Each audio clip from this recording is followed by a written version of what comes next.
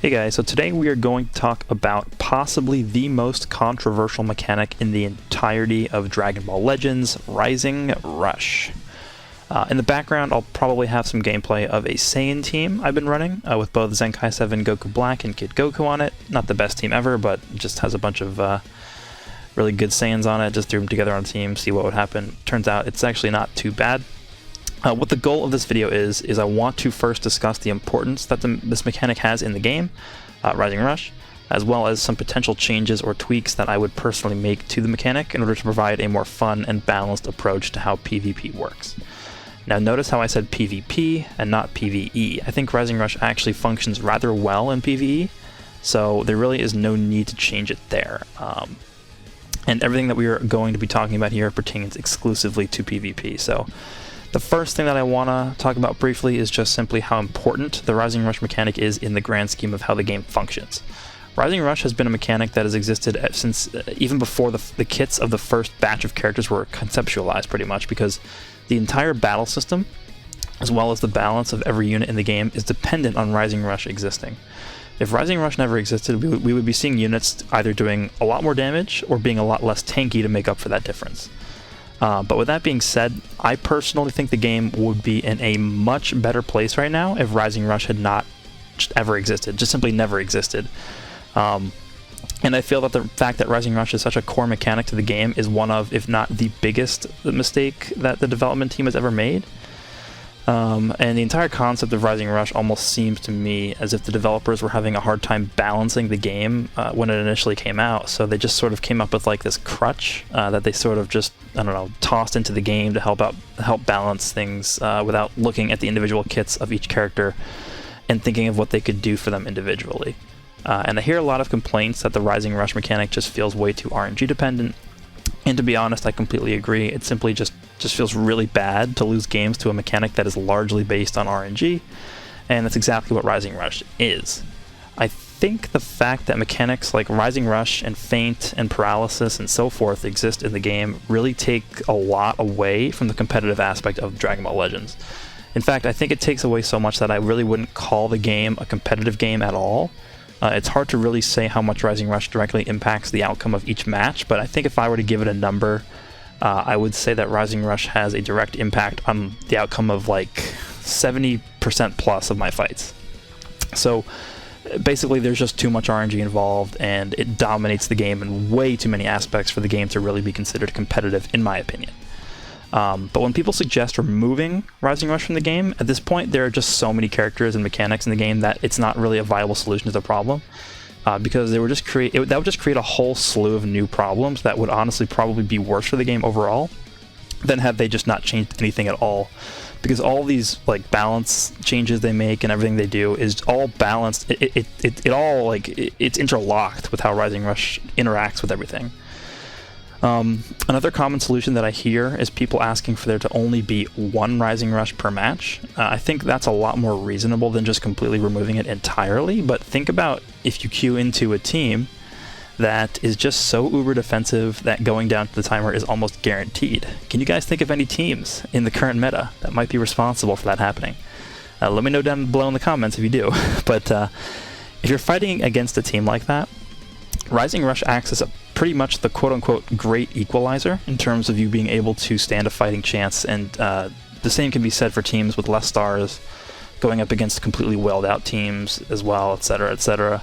And the point is that Rising Rush is a tool that can be used by weaker teams in order to take down stronger teams without completely being outclassed and outmatched in every conceivable way.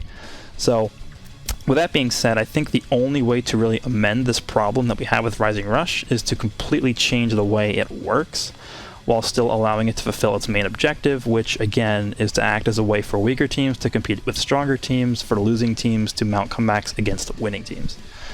So there are two changes that I've come up with to help with this issue. Number one, change the way Dragon Balls are collected.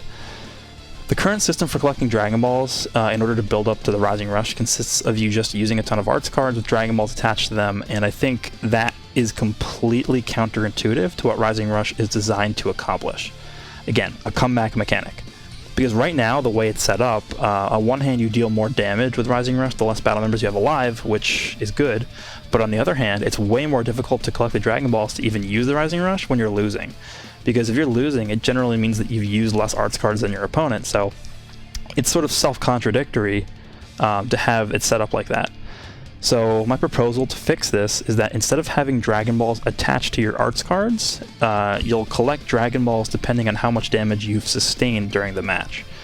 Now obviously such technical changes like this one would require a lot of testing to determine exactly how much damage would trigger you to obtain a Dragon Ball, and that's just simply not something that I'm able to do because I just don't have the means to test that by myself. But I think ideally this change would aim to be able to allow you to get off the same amount of Rising Rushes as you currently do if you were winning the match, but this time if you were losing the match.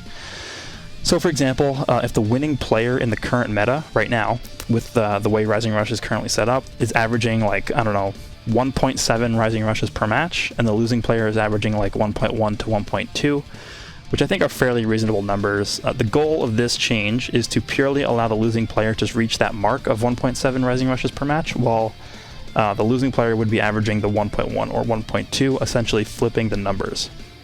So again, this change is purely to change the amount of Rising Rushes you'll be able to get off if you're losing the match, as opposed to winning, because I think that's more so promoting an aspect of a comeback mechanic. Number 2. There's actually an exception to the change that I just talked about, where even if you are doing more damage to the enemy, there is a chance that you are still losing the fight. In the scenario where the team getting beat up is just constantly healing up, they constantly have cover cut, and they're just able to deal with taking damage extremely well. So in that scenario, the team getting beaten up is going to be able to launch more Rising Rushes than the team who is beating them up, even though the team on the receiving end of the attacks might not necessarily be losing.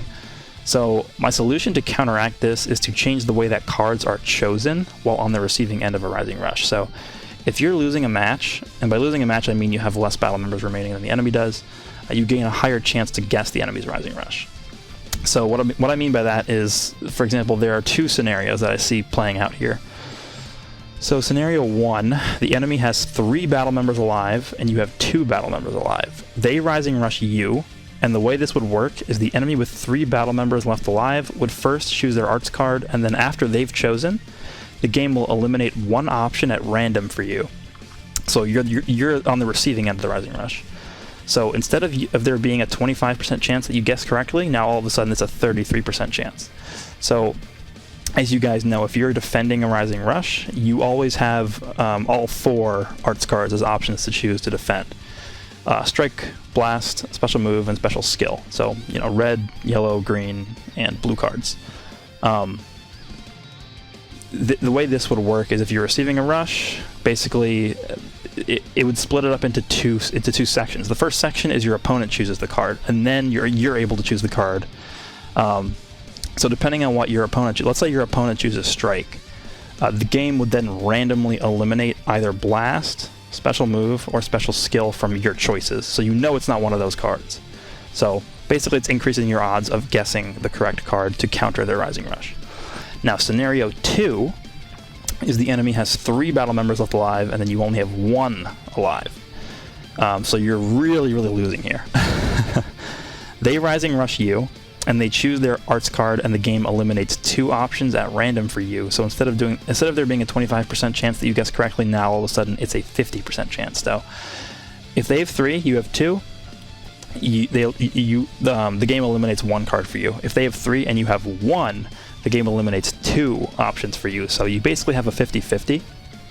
And I think this change is extremely helpful for the losing team, because obviously even if you're just keeping track of like what cards your opponent could possibly have in their hand, the game removing 1 or 2 options for you in some cases could almost guarantee that you guess their Rising Rush correctly. Like for example, if you're fighting against a full power Frieza, and he pops his main ability and then he Rising Rushes you, you know for sure he has at least 1 special move in his hand. So let's say you're at 1 character left alive, he has 3 characters left alive, so he Rising Rushes you, and the game eliminates a strike and a blast card. It's either going to be special move or special skill, but the odds of it being special move are so high because you know he has 1 in his hand. So I think this is a really good change for someone losing the game. So those are the changes that I would make to Rising Rush in order to structure it more as a comeback mechanic rather than just something that generally just snowballs the game out of control in favor of the winning team.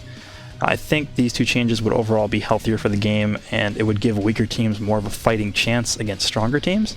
And even for players who have decked out teams, like super welled out teams, I know from first-hand experience it's just never fun to sit there and stomp people constantly because of the way this mechanic just always seems to snowball the game out of control. So let me know what you guys think about this. I don't think Rising Rush is going anywhere, but I hope the developers do look into changing it or tweaking it, because clearly there are a lot of people who are and have not been, or who clearly there are a lot of people who are and have been extremely unhappy with the mechanic for a very, very long time. So hope you guys enjoyed this, and I will see you all in the next one.